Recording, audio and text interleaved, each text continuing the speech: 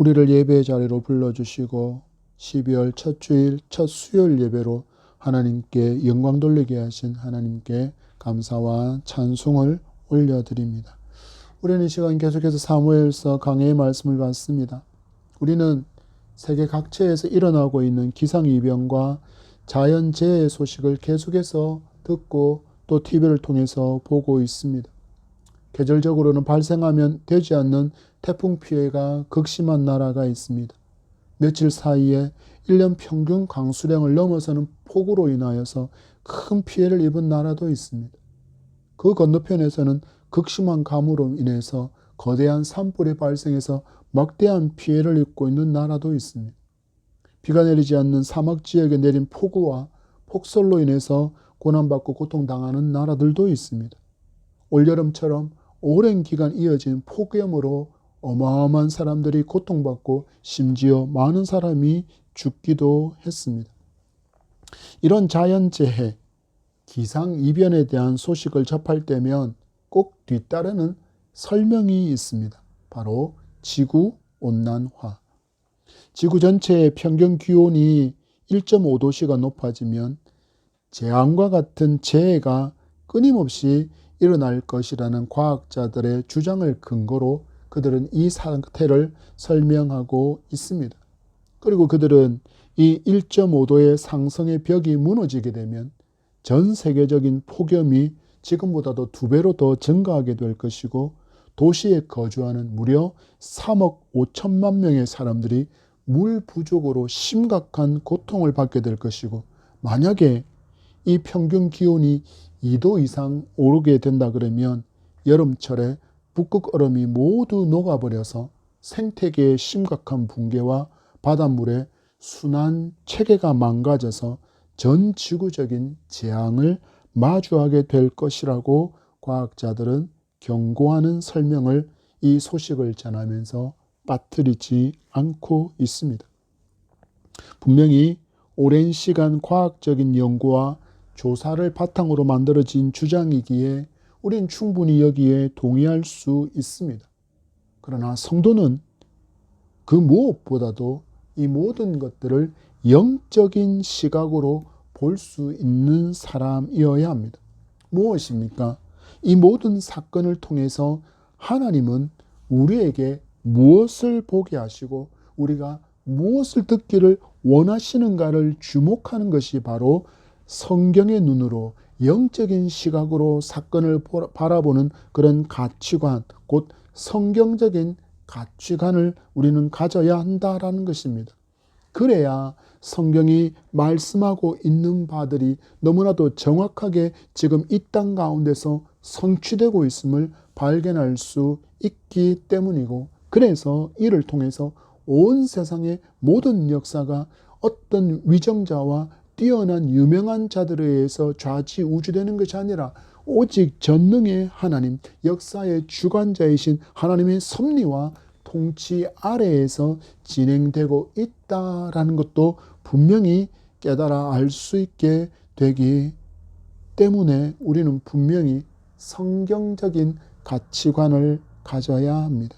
그런데 믿음의 길을 가면서도 우리가 아직 이 성경적인 가치관과 세계관을 겸비하지 못하게 되면 우리는 이 모든 재해와 이변이 지구온난화 때문이라고 여기면서 영적인 감각이 무뎌져 버리게 됩니다. 이런 영적인 감각이 무너져 버리면 이스라엘이 어떤 모습을 보이는지를 우리에게 보여주면서 그 경각심을 우리로 하여금 가지게 하는 것이 바로 성경의 교훈이라 할 수 있습니다.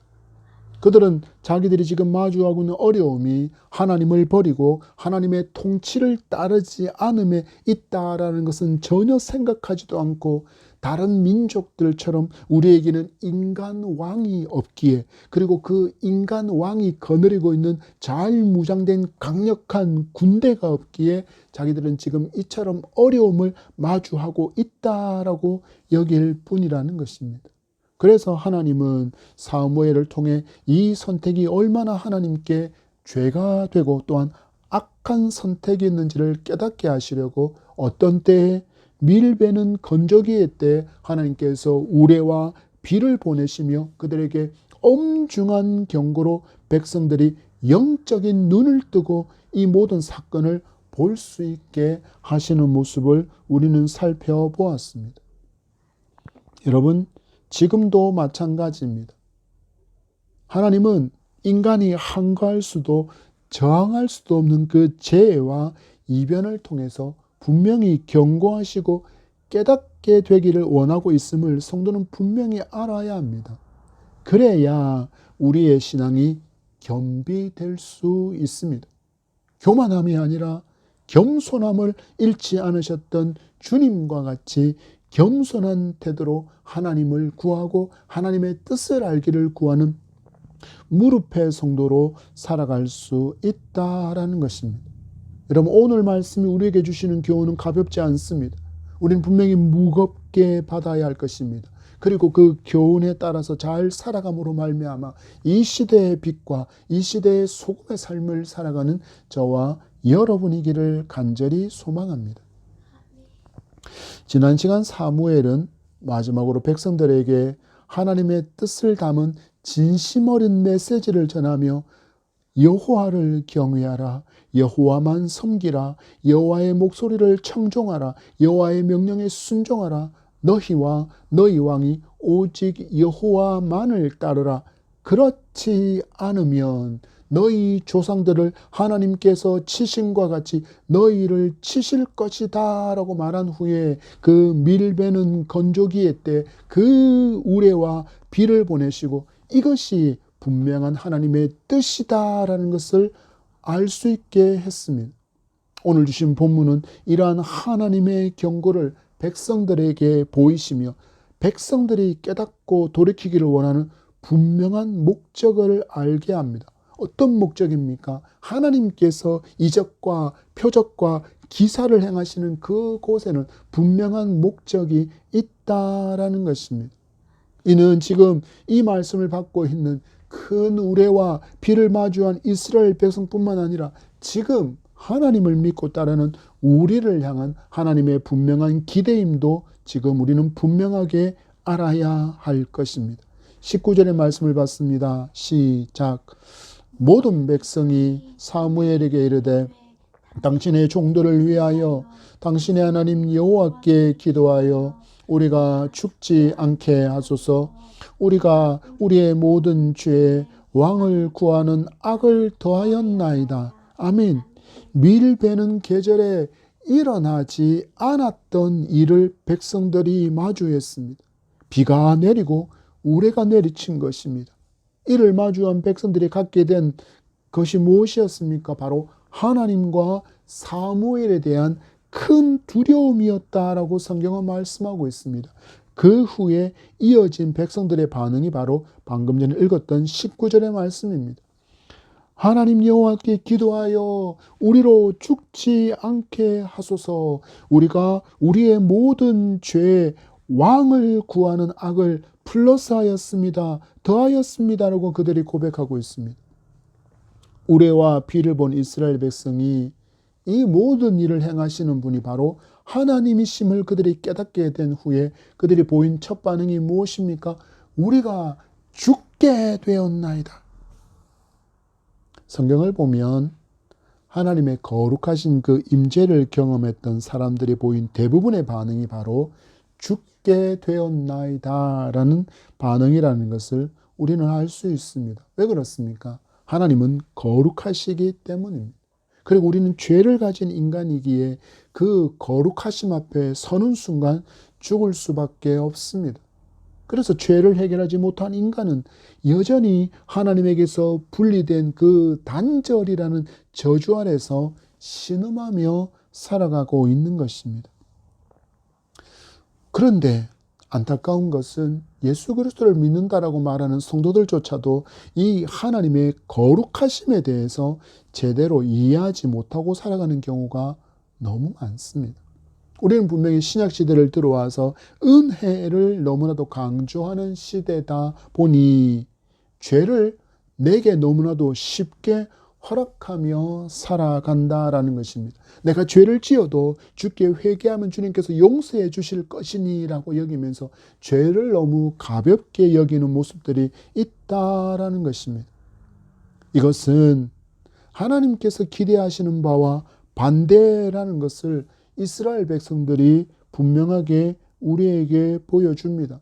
그들을 보십시오. 그들은 하나님의 우레와 비 앞에 죽게 되었음을 고백하고 그 죽음이 자기들의 모든 죄에 더해서 왕을 구하는 악 때문이다라는 것을 분명하게 그들이 인정하고 하나님 앞에 회개하고 있기 때문입니다.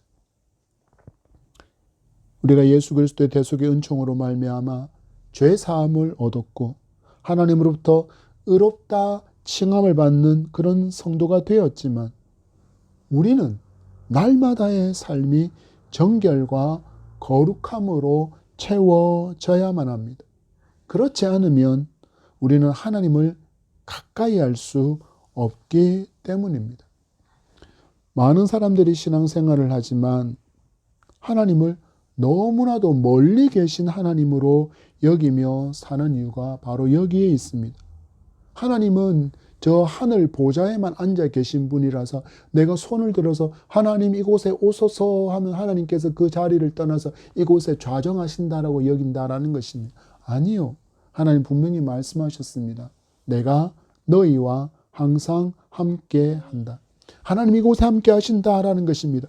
우리 가까이에 눈에 영이신 하나님 우리 눈으로 볼 수 없지만 지금 하나님께서 이곳에 함께 하신다라는 것입니다. 주님도 말씀하셨습니다. 내 이름으로 두세 사람이 모인 그곳에 내가 함께한다. 예수 그리스도께서 지금 여기에 우리와 함께 하십니다. 성부 하나님께서 우리와 여기서 함께 하십니다. 성령 하나님께서 우리와 지금 함께 하십니다. 그런데 왜 이 하나님을 우리는 제대로 경험하지 못하는 것일까요? 그것은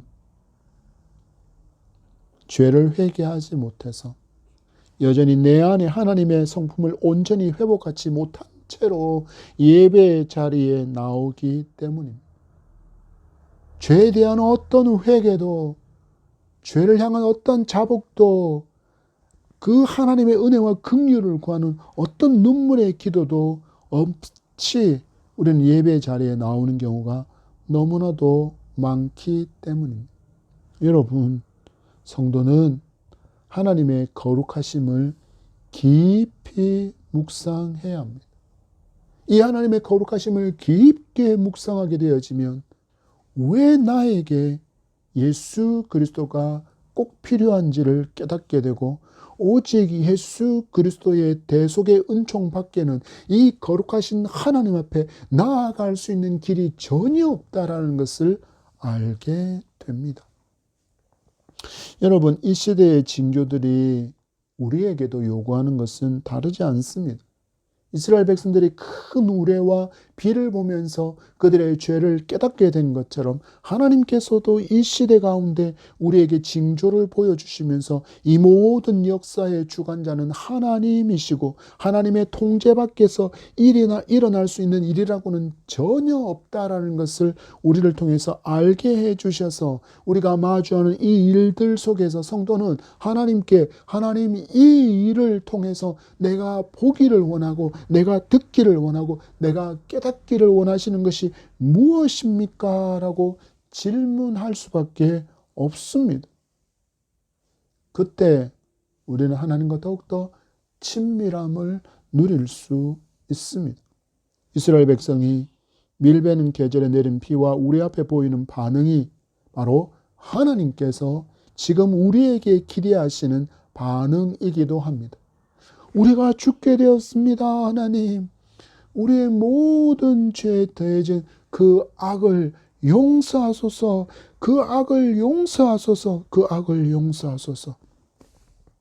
그것이 하나님께서 우리에게 듣기를 원하시는 고백이며 받기를 원하시는 회개 제사임을 우리는 분명하게 기억해야 합니다. 이스라엘 백성들에게는 저들 앞에 세워져 있는 이 선지자 사무엘이 저들의 죄를 위해서 하나님께 중보하는 역할을 감당하고 있다면 신약의 시대를 살아가는 저와 여러분에게는 영원하신 대제사장이신 예수께서 계시기에 그 이름에 의지하여 죄의 사함의 은총을 구할 때 하나님은 미쁘사 우리의 죄를 저 멀리 던져버리시고는 다시는 기억하지 않으신다라고 약속하셨습니다. 이러한 회개로 말미암아 우리가 정결과 거룩함을 회복할 때 우리는 하나님이 멀리 계신 하나님이 아니라 저 하늘 보좌 위에 계신 그분이 아니라 지금 내 곁에 계신 분이라는 것을 경험할 수 있게 됩니다. 이 친밀함이 하나님께서 예수 그리스도를 십자가에 죽이시고 회복하기를 원하셨던 그 창조의 때 죄 짓기 전에 아담과 함께 교통하며 나누셨던 그 교제의 친밀하는 것을 여러분 분명히 믿고 이 친밀함을 누리며 살아가는 저와 여러분이기를 축복합니다. 20절에서 21절의 말씀을 봤습니다. 시작. 사무엘이 백성에게 이르되 두려워하지 말라. 너희가 과연 이 모든 악을 행하였으나 여호와를 따르는 데에서 돌아서지 말고 오직 너희의 마음을 다하여 여호와를 섬기라. 돌아서서 유익하게도 못하며 구원하지도 못하는 헛된 것을 따르지 말라. 그들은 헛되니라. 아멘. 죽게 되었나이다 라고 두려움에 떨고 있는 백성들에게 사무엘은 말합니다.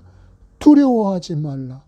이 모든 악을 너희가 행하였으나 여호와만을 따르며 유익하게도 못하며 구원하지도 못하는 헛된 것을 따르지 말고 너희의 마음을 다하여 여호와를 섬기라.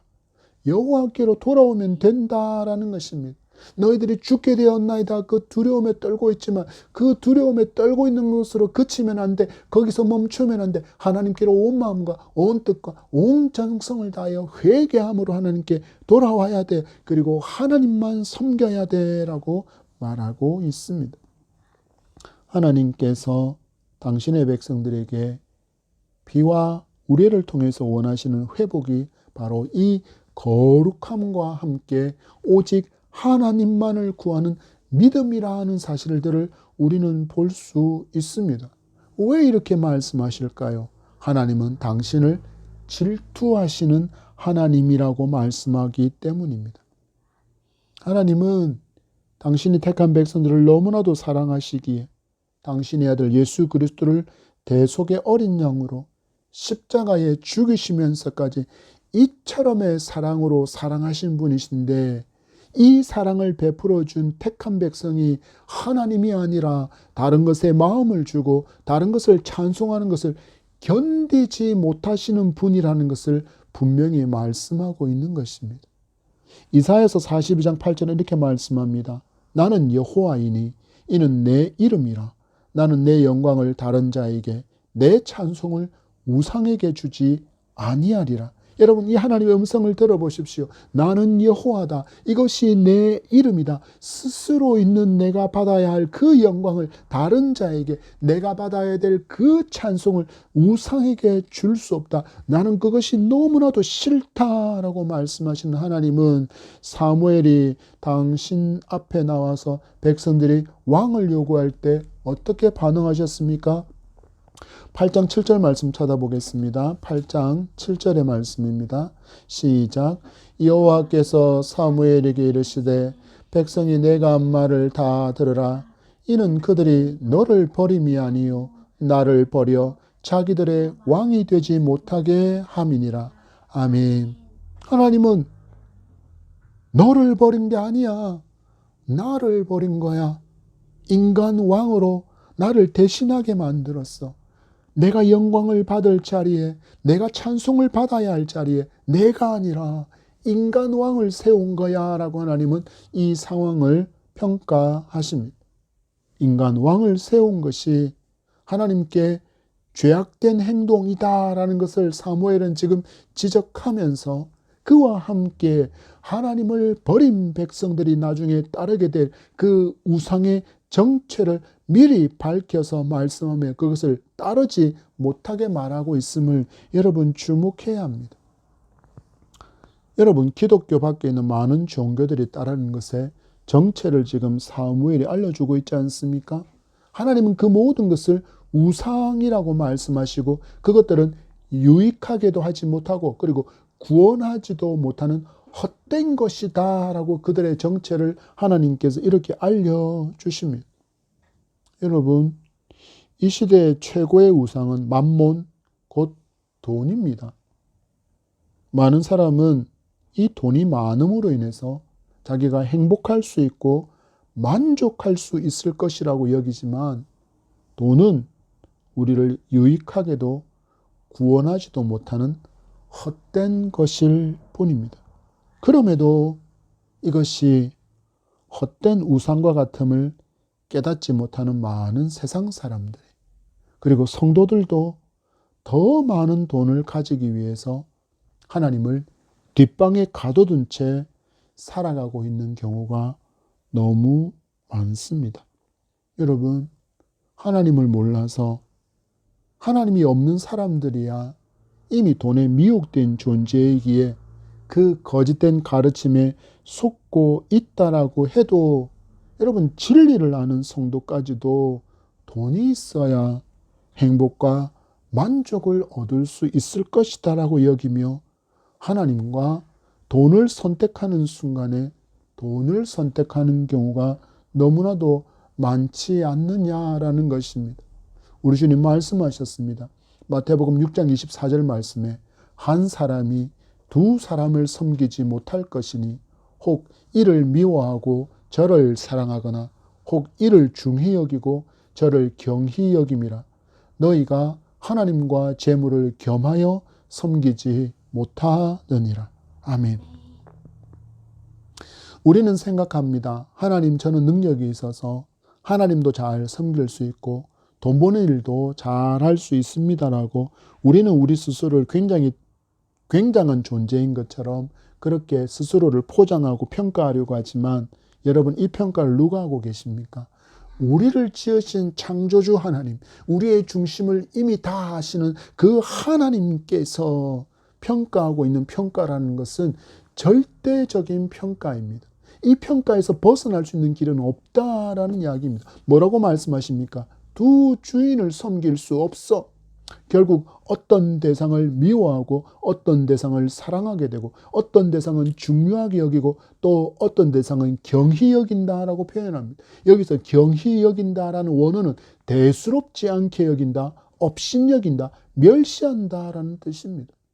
그러니까 하나님과 만몬이 있을 때 내가 돈이라는 만몬을 선택하는 순간 우리는 하나님을 대수롭지 않게 여기고 하나님을 업신여기는 것이고 하나님을 멸시하는 것이라고 지금 예수님은 분명히 말씀하고 있다는 것입니다. 그래서 여러분 보십시오. 가장 중요한 평가가 무엇입니까? 하나님과 재물을 겸하여 섬기는 것은 불가능하다. 너희들은 평균대 위에, 아니 저울 위에 똑같은 무게로 하나님 사랑과 돈 사랑을 두고서 그렇게 할 수 있는 존재가 아니다라고 하나님 말씀하고 계시는 것입니다. 분명히 너에게는 더 사랑하는 것이 있을 것이며 더 중요하게 여기는 것이 반드시 발생되게 된다라고 말씀하는 것입니다. 그리고 사무엘을 통해서도 하나님께서 말씀하고 계신 것을 주목해 보십시오. 그 모든 것들은 너희들을 유익하게도 하지 못하고 구원하지도 못하는 것이니 헛된 것이다. 따르지 말라. 이 말씀은 지금 백성들의 마음이 인간 왕과 하나님 중에서 인간에게로 더 기울어져 있다라는 것을 말씀하고 있는 것입니다. 여러분, 우리가 가진 마음의 저울이 하나님과 세상, 하나님과 우상, 그리고 하나님과 돈, 여러분 어디로 더 기울어져 있는지를 말씀의 거울에 정확하게 비추어 보셔야 합니다. 그리고 언제나 하나님께로 여러분의 온 마음이 기울어진 그런 복된 성도가 되기를 축복합니다. 비와 우리 앞에 두려워 떨고 있는 백성들을 위로하는 사무엘의 음성이 계속해서 이어지고 있습니다. 우리 22절의 말씀을 봤습니다. 시작. 여호와께서는 너희를 자기 백성으로 삼으신 것을 기뻐하셨으므로 여호와께서는 그의 크신 이름을 위해서라도 자기 백성을 버리지 아니할 것이요. 아멘. 여러분, 이 얼마나 위로의 음성입니까? 두려워하지 말라. 하나님께서 너희를 자기 백성으로 삼으신 것을 기뻐하신다. 너희들을 택한 백성으로 삼으신 것을 기뻐하셨던 하나님은 여전히 너희를 기뻐하신다. 왜냐하면 하나님의 그 크신 이름을 위해서라도 자기 백성을 버리는 일은 없다라고 말씀하고 있습니다. 여러분, 이 말씀이 얼마나 큰 소망이며 얼마나 큰 위로입니까? 우리는 하나님을 자꾸 우리의 기준으로 평가하려고 할 때가 많습니다. 그래서 내가 뭔가를 조금 잘하면 하나님께서 나를 보시고 더 기뻐하시고, 내가 좀 못하면 하나님께서 덜 기뻐하시는 그런 존재로 하나님을 자꾸 만들고 있는 것입니다. 여러분 보십시오. 이건 하나님의 속성에 맞지 않습니다. 하나님은 분명히 영원하신 하나님이십니다. 그분은 변함이 없으신 하나님이십니다. 이 진리를 사무엘은 이렇게 말하고 있는 것입니다. 이것이 그의 크신 이름을 위해서 백성을 버리지 않는 하나님이라고 말합니다. 우리 지난주에도 들었지만 이스라엘 백성들에게 있어서 이름은 단순하게 호칭으로 끝나지 않습니다. 그의 성품과 그의 인격까지도 모두 담고 있기에 바로 영원하신 하나님의 그 성품으로 인해서 하나님은 당신의 택한 백성을 버리시지 않으시는 하나님이라는 것을 지금 사무엘은 알려주고 있는 것입니다. 그래서 여러분, 우리가 믿음으로 살면서 때로는 육신의 정욕으로 죄를 범하고 악을 행할 때도 우리를 향한 하나님의 사랑이 변함이 있다라는 것입니까? 변함이 없다라는 것입니까? 변함이 없습니다, 여러분. 아브라함을 선택하시고 이스라엘의 조상이 되게 한 이후부터 이스라엘 백성의 삶의 면면을 유심히 살펴보십시오. 어떻습니까? 늘 원망이었고 늘 불순종이었습니다. 심지어는 하나님이 왕되심도 거부합니다. 그래서 결국 그들은 어떻게 징벌을 받습니까? 북이스라엘과 남유다는 아수르에게, 바벨론에게 멸망을 당하게 되었습니다. 그러나 하나님은 여전히 이스라엘을 사랑하셨기에 남은 자를 두셨습니다. 그루터기들을 남겨두셨습니다. 그래서 그들에게서부터 다윗의 후손으로 인류를 구원하시기 위한 대속의 어린 양이신 예수 그리스도가 오신 것입니다. 그리고 이 땅에 오신 예수 그리스도는 지금도 하나님 우편에서 우리를 돕고 계십니다. 왜 그렇습니까? 우리 주님은 우리의 연약함을 너무나도 잘 아시는 분이시기 때문입니다. 히브리서 4장 15절과 16절의 말씀을 읽어드립니다. 우리에게 있는 대제사장은 우리의 연약함을 동정하지 못하실 이가 아니요 모든 일에 우리와 똑같이 시험을 받으신 이로되 죄는 없으시니라. 그러므로 우리는 긍휼하심을 받고 때를 따라 돕는 은혜를 얻기 위하여 은혜의 보좌 앞에 담대히 나아갈 것이니라. 아멘. 우리에게 계신 대제사장 예수 그리스도는 우리의 연약함을 동정하지 못하실 분이 아니랍니다. 왜? 우리와 똑같은 시험과 우리와 똑같은 인생살이의 고난과 역경과 슬픔과 아픔을 모두 다 경험하신 분이시고 우리가 아직 경험하지 못한 죽음과 부활까지도 이미 다 경험하신 분이시기 때문입니다. 여러분, 구원의 은총을 입어 우리가 죄 사함을 받은 성도가 되었지만 그렇지만 우리 가운데는 여전히 죄성이 남아 있습니다. 그래서 우리가 어떻습니까? 늘 정욕에 이끌리고 욕심에 이끌리고 그 틈을 파고든 마귀에게 미혹당하는 연약한 존재라는 것을 예수님께서 알고 계십니까? 아니면 모르십니까? 알고 계십니다. 그래서 그분은 우리에게 완벽함을 기대하시는 분이 아니십니다. 실수하고 넘어지고 때로는 죄를 범하는 우리임을 아시지만 그 이름 때문에 그 하나님의 성품과 인격으로 말미암아 우리를 버리시지 않으시는 하나님이라는 것입니다. 여러분, 우리가 범죄할 때마다 마귀는 찾아와서 속삭입니다. 너 같은 게 무슨 예수 믿느냐고, 너 같은 게 무슨 목사라고, 너 같은 게 무슨 뭐라고, 너 같은 게 뭐며, 너 같은 게 말하고, 그렇게 마귀는 우리를 자꾸 죄책에 물들게 만들고 죄에 눌려서 신음하게 만들려고 하지만, 우리는 이미 죄와 사망의 법에서 벗어나 생명의 성령의 법을 따르는 구원받은 하나님의 백성, 하나님의 사랑의 대상이라는 것을 여러분 절대로 놓치지 않으시기를 바랍니다. 23절에서 25절의 말씀 받습니다. 시작. 나는 너희를 위하여 기도하기를 쉬는 죄를 여호와 앞에 결단코 범하지 아니하고 선하고 의로운 길을 너희에게 가르칠 것인즉 너희는 여호와께서 너희를 위하여 행하신 그 큰 일을 생각하여 오직 그를 경외하며 너희의 마음을 다하여 진실이 섬기라. 만일 너희가 여전히 악을 행하면 너희와 너희 왕이 다 멸망하리라. 아멘. 사무엘은 백성들 앞에서 이 백성을 위해서, 하나님의 택한 백성, 하나님께서 맡겨주신 그 백성을 위해서 기도 쉬는 죄를 범하지 않겠다라고 다짐합니다.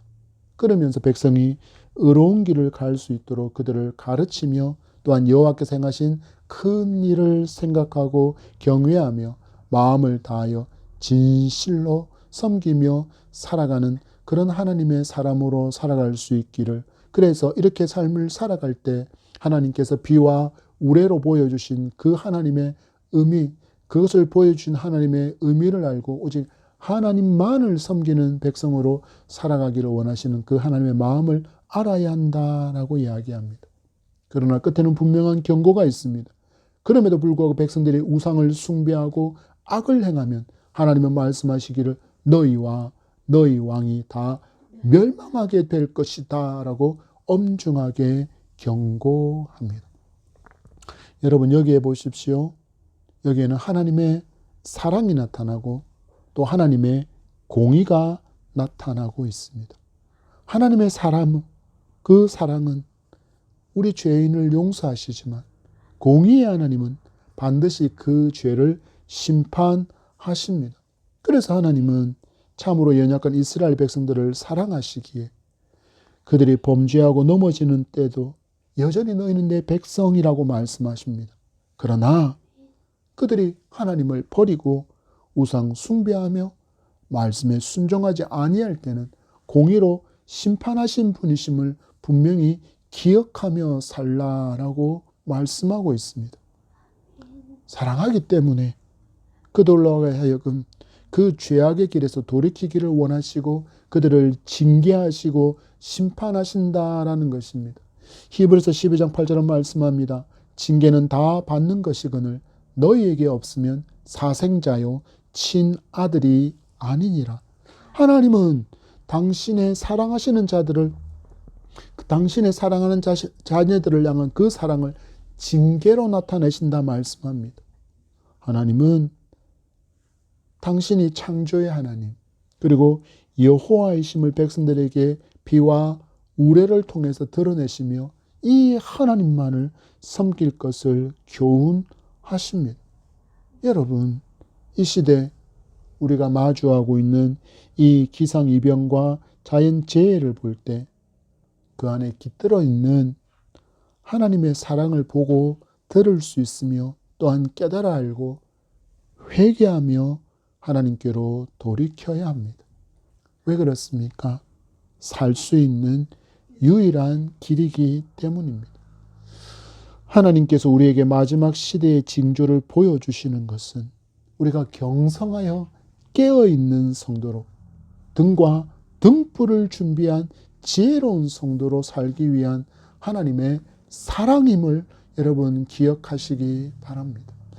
말씀을 맺습니다. 여러분, 모든 역사의 주관자가 하나님이심을 믿으십니까? 여러분, 그렇다면 안심하시기 바랍니다. 하나님은 그 크신 이름을 위해서 우리를 자녀 삼아 주신 것을 여전히 기뻐하시는 하나님이시기 때문입니다. 우리가 연약하여서 때로 넘어지고 실수하고 범죄하지만 안타까워하시는 하나님은 다시 일어나서 우리가 하나님 앞에 나와 죄를 자복하고 회개하며 회복하기를 원하셔서 그리고 다시 힘내서 순전한 믿음의 사람으로 살아가기를 원하시고 응원하시는 하나님이라는 것을 우리에게 보여주십니다. 이를 통해서 하나님은 당신이 역사의 주권자이심을, 우리와 함께 하시는 하나님이심을, 그리고 반드시 우리 주님 다시 오시리라 약속하신 것처럼 주님의 재림을 통해서 완성하실 하나님 나라를 앙망하며 살게 하기 위해서 우리에게 이 시대의 징조와 같은 그런 많은 재난과 재앙을 허락하고 계시다라는 것을 볼 수 있기를 바랍니다. 여러분, 비와 우리 앞에 두려워 떨며 죄를 자복하는 이스라엘에게 하나님은 은총을 베풀어 주시고 그들에게 하나님만을 구할 것을 요구하신 것처럼 지금 우리에게도 하나님은 비와 우레를 보게 하시며 하나님께로 돌아와 거룩한 백성으로 살기를 원하시고 있습니다. 한 해가 저물어가는 이 시점에 우리 하나님의 저울에 나를 잘 달아보시기 바랍니다. 그리고 부족함이 배었다면 여러분, 우리 그 부족함을 채웁시다. 하나님 사랑으로, 말씀의 순종함으로, 예배로, 기도로, 찬양으로, 감사함으로, 섬김으로, 그리고 하나님께 또한 잘 쓰임받기를 기대하고 기도하며 마주할 2025년을 잘 준비하는 지혜의 성도가 되시기를 축복합니다.